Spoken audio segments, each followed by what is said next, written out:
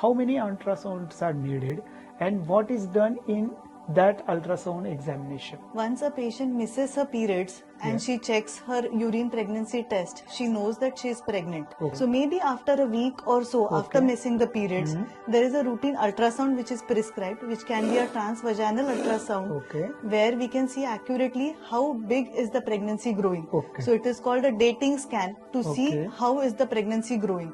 There are Okay. sometimes some abnormal pregnancies, like some ectopic pregnancies Okay. growing outside the uterus. Okay. So all those also can be detected before any complications at that scan.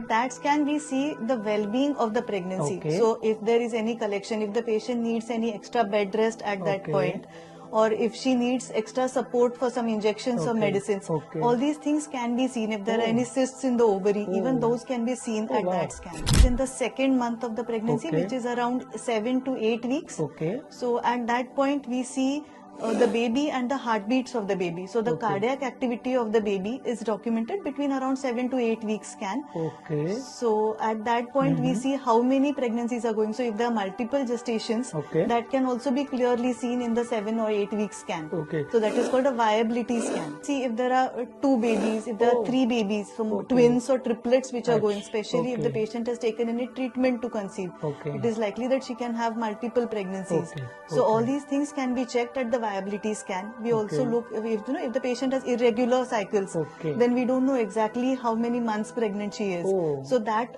also can be assessed accurately at around 7 to 8 weeks scan.